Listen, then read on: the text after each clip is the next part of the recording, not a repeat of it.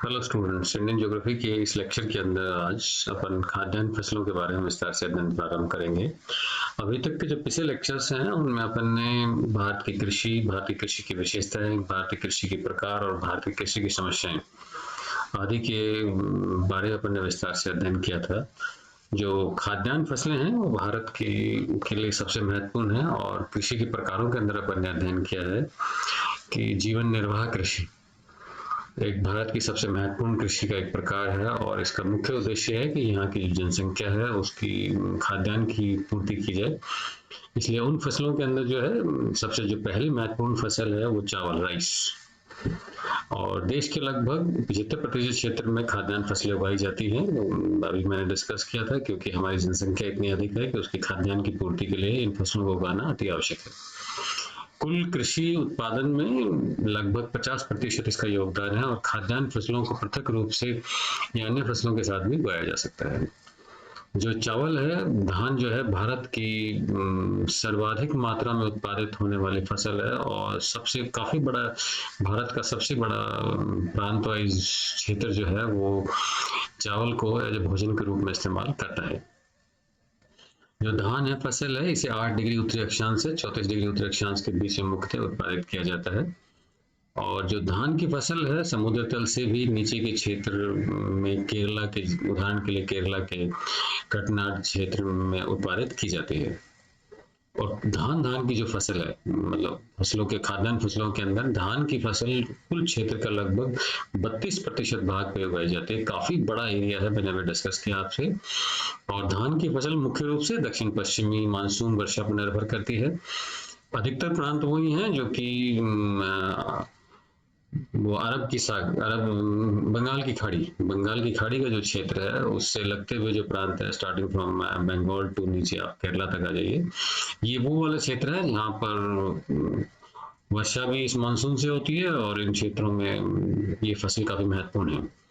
पश्चिम बंगाल है, उत्तर प्रदेश है, आंध्र है, पंजाब है, बिहार है, मध्य प्रदेश है, तमिलनाडु है, ये मेजर प्रोड्यूसिंग एरियाज हैं राइस के मेजर प्रोड्यूसिंग एरिया है राइस। स्टूडेंट जब इस टेबल के अंदर हम देखते हैं तो जो टॉप 5 प्रांत हैं रैंकिंग के अंदर है और दे रखा है एक्चुअल प्रोडक्शन है, कंट्रीज टोटल प्रोडक्शन है, क्यूमुलेटिव प्रोडक्शन है, एवरेज प्रोडक्शन है और जो 2015 का एस्टिमेटेड प्रोडक्शन है पुराना डेटा है उसके अंदर भी आप देखेंगे जो मेजर जो प्रांत वेस्ट बंगाल है, उत्तर प्रदेश है, पंजाब है, उड़ीसा है, आंध्र प्रदेश ज्यादा 5 मेजर ऊपर से सीक्वेंस के अंदर प्रांत है जहाँ की चावल जो है सबसे महत्वपूर्ण फसल है खाद्यान्न के अंदर। ना मैप के अंदर जब देखेंगे तो बाद में एक फसलों का अभी अध्ययन करेंगे। आज अभी इसमें राइस कर रहे हैं, नेक्स्ट लेक्चर में will discuss with the wheat. गेहूं का प्रोड्यूसिंग एरियाज है, दूसरी महत्वपूर्ण खाद्यान्न फसलों के अंदर है, फिर ज्वार है, बाजरा है, मोटे अनाजों के अंदर आएगा। इन दोनों का विस्तार से अध्ययन करेंगे। मैप के अंदर आप जो राइस प्रोड्यूसिंग एरियाज मैंने कहा था कि जो हमारा पूर्वी तट है ईस्टर्न कोस्टल जो भी स्टेट्स हैं वो मेजर प्रोड्यूसिंग एरियाज हैं और चावल का खपत भी इन्हीं प्रांतों के अंदर जो है काफी अधिक है और यही वो क्षेत्र है जहां पर वर्षा की मात्रा भी आपको अधिक देखने को मिलेगी। वृद्धि की जो शर्तें हैं या कंडीशंस जो इसको ग्रो करने के लिए बढ़ने के लिए तापमान आर्द्रता आवश्यकता होती है। धान के उत्पादन में काफी लंबा समय लगता है, इसके विभिन्न चरणों में तापमान का स्तर भिन्न भिन्न प्रकार होना आवश्यक होता है। जब इसे बोया जाता है उस समय तापमान जो है 16 डिग्री सेंटीग्रेड से 20 डिग्री सेंटीग्रेड बीच के होना चाहिए, जबकि फसल तैयार होते वक्त पकते वक्त तापमान जो है 18 डिग्री सेंटीग्रेड से और 32 डिग्री सेंटीग्रेड के बीच होना चाहिए। सामान्य वर्षा जो है 112 से 150 सेंटीमीटर होनी चाहिए। धान जमीन के भीतर और बाहर पर्याप्त पानी की मांग करता है। मानसून वर्षा वाले क्षेत्र धान की खेती के लिए सर्वाधिक उपयुक्त माने जाते हैं। वर्षा के अभाव में इस फसल के लिए पर्याप्त सिंचाई की व्यवस्था होनी चाहिए और धान की खेती के लिए चिकनी तथा दोमट मिट्टी कभी कभी क्वेश्चन बन जाता है कि कौन सी मिट्टी इन फसल के लिए काफी महत्वपूर्ण है, चिकनी और दोमट मिट्टी। और एक दूसरा कैरेक्टरिस्टिक्स है सिंचाई, पानी जो है सर्वाधिक के लिए चाहिए होता है। तो भारत में चावल की जो खेती जो है 3 प्रकार से की जाती है, ये भी कभी कभी क्वेश्चन बन जाता है। एक तो बीजों को स्कैटर छिड़क कर बीज रोपण द्वारा पौधों को रोप कर जाते हैं, और छोटे पौधों का स्थानांतरण करके, ये 3 तरीके से जो है भारत में जो है चावल की खेती की बुआई की जाती है। पहली विधि का उपयोग उन क्षेत्रों में किया जाता है जहाँ भूमि की जो है जोतना मुश्किल होता है, तो आप छिड़क कर आप देते हैं और पौधे उग जाते हैं। दूसरी विधि का उपयोग जो है प्रायद्वीप क्षेत्र में किया जाता है, पेनिनसुला इंडिया के अंदर ये मिस्र की कृषि कहते हैं। और तीसरी विधि का उपयोग जो है, थर्ड मेथड जो है वो चावल के लिए उगाने के लिए लिया जाता है, वो नदियों के डेल्टाओं तथा मैदानी क्षेत्रों में किया जाता है, और पैदा करके और फिर उसका स्थानांतरण जो है वो क्यारियों में किया जाता है।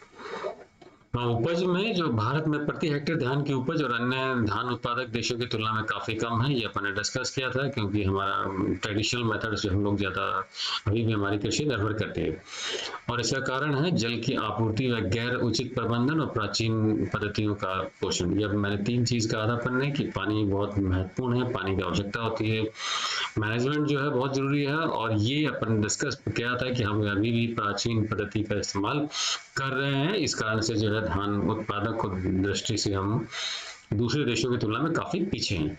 भारत में उपज की क्षमता कम होने के कारण स्थलाकृतिक विविधता है। यहाँ कुछ क्षेत्र सिंचित हैं, कुछ पर्याप्त वर्षा वाले हैं, कुछ जो है कम है, और कुछ अत्यंत शुष्क है, बंजर हैं, वर्षा रहित हैं, कठोर मृदा वाले हैं। इसके साथ ही कुछ क्षेत्रों में तापमान काफी ऊंचा रहता है और कुछ क्षेत्रों में तापमान काफी नीचे रहता है।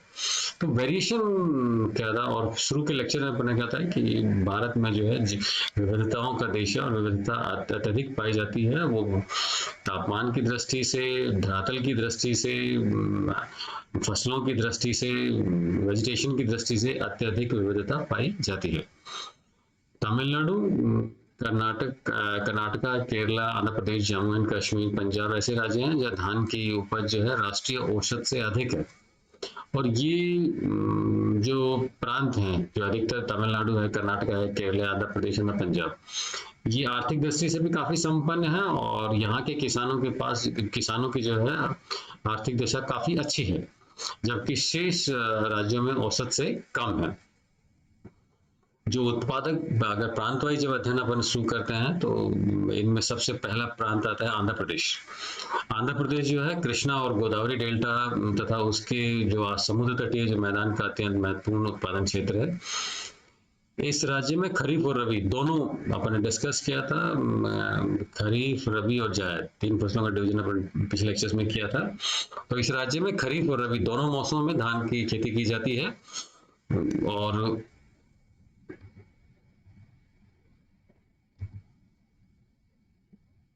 धान की खेती की जाती है। गोदावरी, कुर्नूल, अनंतपुर, कृष्णा, श्रीकुलम, विशाखापट्टनम, नेल्लौर और कुडपा मुख्य स्थान है जहां धान की पर्याप्त मात्रा में उत्पादन किया जाता है। दूसरा महत्वपूर्ण जो प्रांत है हमारा ईस्ट के अंदर आता है, दैट इज आसाम।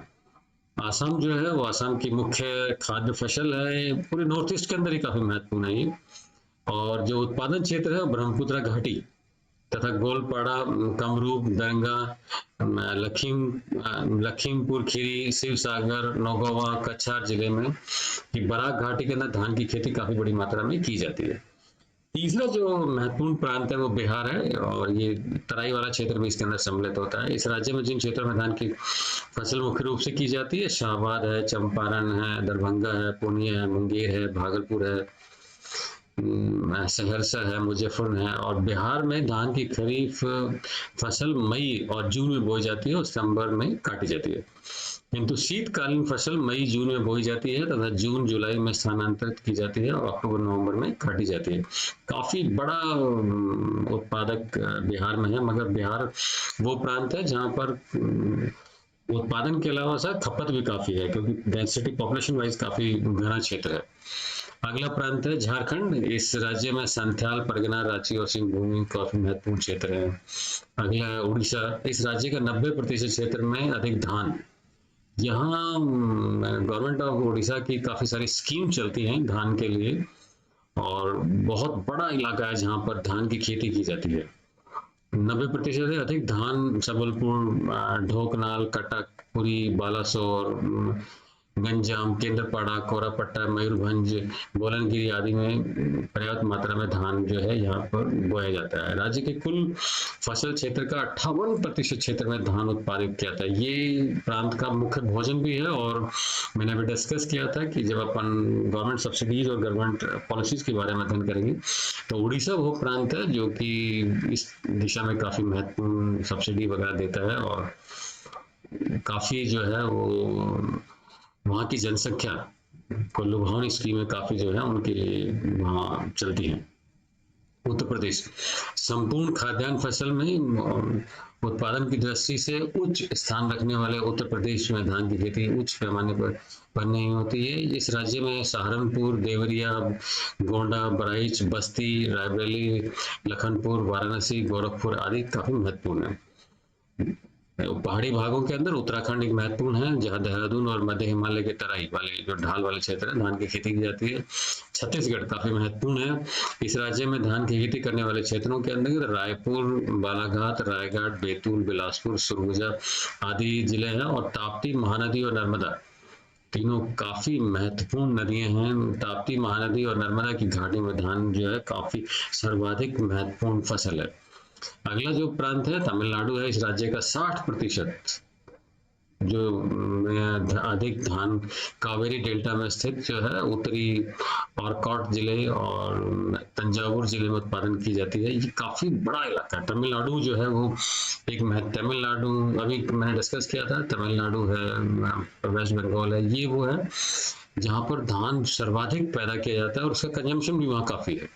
मुख्य भोजन है वहाँ की जनसंख्या का। अगला है पश्चिम बंगाल। इस राज्य में प्रत्येक जिले में 60% एक अधिक काफी बड़ा इलाका है धान के नीचे आता है। धान की शीतकालीन फसल अमन धान कुल धान उत्पादन का 2/3 भाग होता है। कूच बिहार, जलपाईगुड़ी, बांकुड़ा, मिदनापुर, ज्ञानजीपुर, वर्धमान और दार्जिलिंग आदि प्रमुख क्षेत्र है। अगला जो प्रांत है पंजाब, ये क्योंकि आर्थिक दृष्टि से काफी संपन्न है और पंजाब में भी अभी सिंचाई की सुविधा उपलब्ध होने के कारण नहरों का जाल बिछने के कारण धान का उत्पादन होने काफी बड़ी मात्रा में होने लगा है। सिंचाई की व्यवस्था के बाद पंजाब धान के बड़े उत्पादक के रूप में उपस्थित हुआ है। मैंने अभी डिस्कस किया आपसे, क्योंकि यहाँ पर नहरों का जाल इरिगेशन के कारण हुआ है ये सारा। और इसके अंदर जिले हैं पटियाला है, जलंधर है, अमृतसर है, फरीदकोट, काफी अग्रणी सेंटर है। अगला हिमाचल है। धान का राज्य की तीसरी मुख्य खाद्य फसल है। या कुल कृषि योग्य भूमि का 10% भाग में धान की खेती जाती है। कांगड़ा, मंडी मुख्य धान उत्पादक क्षेत्र है, जबकि बिलासपुर, हमीरपुर आदि में धान की खेती भी की जाती है। नेक्स्ट आता है कि धान की कौन कौन सी महत्वपूर्ण किस्में हैं जो भारत के लिए काफी महत्वपूर्ण है और बोई जाती है। ये ऑब्जेक्टिव क्वेश्चंस कभी कभी बन जाते हैं। कौन कौन सी फसलें, कौन कौन सी प्रकार जो है वो ऑब्जेक्टिव क्वेश्चन से बनते हैं। कुछ बीजों के संस्करण तथा उपज देने वाले धान बीजों का विकास किया गया है। धान की प्रमुख जो किस्में हैं उसमें Ratna, हमसा, Jaya, IR8, IR20, IR36, Pusa 1, BR10, BR43, हिमा, राजेश्वरी।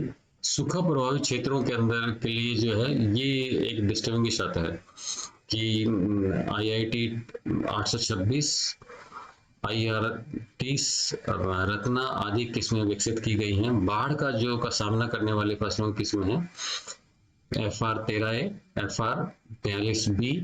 कम जल वाले क्षेत्रों के लिए PLA1, जल्दी 1 और 2, और लवण प्रभावित क्षेत्रों के लिए रूपसेल, नोना, बोकरा की किस्में विकसित की गई हैं। ये क्वेश्चन ऑब्जेक्टिव क्वेश्चन बहुत अधिक बनता है। लूनसरी विश्व की सर्वाधिक उत्पादक क्षमता वाली धान की किस्म है। ये ऑब्जेक्टिव क्वेश्चन एग्जामिनेशन में सिविल सर्विस में भी और उसमें बनता है और वैसे भी। Thank you.